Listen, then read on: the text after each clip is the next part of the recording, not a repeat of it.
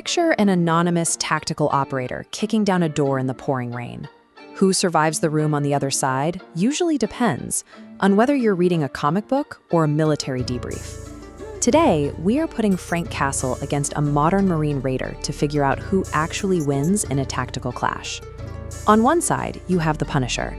Frank Castle is pop culture's apex USMC veteran, operating as a completely unstoppable one-man army.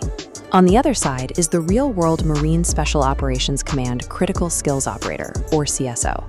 Their entire existence is built around team-based lethality. It's the ultimate contrast. We are weighing the romanticized myth of the lone wolf against the calculated, highly integrated reality of actual special operations. This matrix shows a side-by-side comparison of our combatants across affiliation, primary unit size, base durability, and core doctrine. The starkest difference sits right here. Castle operates entirely alone, while a real Marine raider relies on a 14-man Marine Special Operations team. Evaluating this matchup requires us to look past raw punching power. Castle's success relies on physical logic that collapses under real-world military doctrine. A modern raider endures a grueling 9-month individual training course. They are tested on basic skills, small unit tactics, and close-quarters battle. But a heavy portion of that time is spent mastering irregular warfare and acquiring a foreign language. This timeline illustrates a phased progression of a real raider's education, mapping assessment and selection through language training. Now look at Frank Castle's resume. The writers claim he completed Force Recon, Navy SEAL Underwater Demolition, Army Ranger School, and the Special Forces Q course. Completing all of those selection programs is temporally and physically impossible to achieve within a single human military career. These courses have massive attrition rates and inflict severe physical tolls on the human body. Surviving one pipeline heavily degrades joints and the nervous system. Real raiders undergo this punishment to optimize for strategic, long-term impact. They are trained to conduct foreign internal defense, embedding with and training allied forces over months or years. Castle takes his multidisciplinary training and uses it exclusively for nightly, hyper-violent rampages against street-level criminals. Castle is an amalgamation of elite units, meant to sound impressive on paper.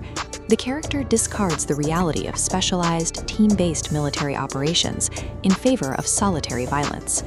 When Castle does engage in close-quarters combat, he utilizes accurate biomechanics. He regularly targets metacarpal bones to shatter hands and manipulates the bicep brachii to disable an opponent's arm. For these brutal hand-to-hand engagements, he favors the K-bar fixed-blade combat knife, a direct nod to his fictional Marine Corps background. But those authentic martial arts techniques are paired with biologically impossible reflexes. Castle routinely dodges point-blank gunfire and reacts to teleporters in fractions of a second. This spider chart maps combat stats like striking power, reaction time, and durability.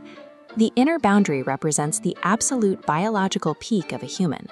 Castle's feats push him into Tier 9A, a scaling category that breaks entirely outside human limitations into the superhuman realm.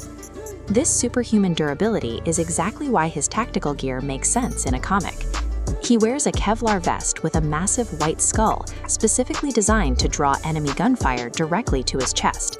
In reality, absorbing concentrated rifle fire into a plate carrier creates a massive kinetic shockwave. The concussive energy alone causes shattered ribs and internal bleeding. A real human attempting Castle's volume of close-quarters combat while intentionally absorbing direct rifle fire would rapidly die from fatigue or blunt force trauma. Modern MARSOC doctrine operates on an entirely different premise. They have adopted the concept of the cognitive raider. Cognitive raiders integrate emerging technology. They deploy AI-driven drones and loitering munitions. They utilize multi-domain sensing to detect and interpret threats, eliminating them from vast distances before a direct firefight even starts. This Venn diagram contrasts lone wolf vigilantism on the left against integrated deterrence and the cognitive raider on the right. This modern doctrine heavily diminishes the need for the theatrical, close-range knife fighting that defines Castle's pop culture identity. Prioritizing survivability, intelligence gathering, and standoff distance over guns-blazing combat makes the cognitive raider far more lethal in a modern theater of war. So, who actually wins this tactical clash? We have to split the verdict into two distinct realities. the comic book vacuum, and the real world.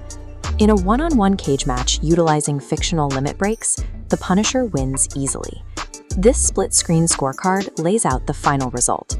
Castle takes the victory on paper because his superhuman stamina negates the biological limits of his opponents.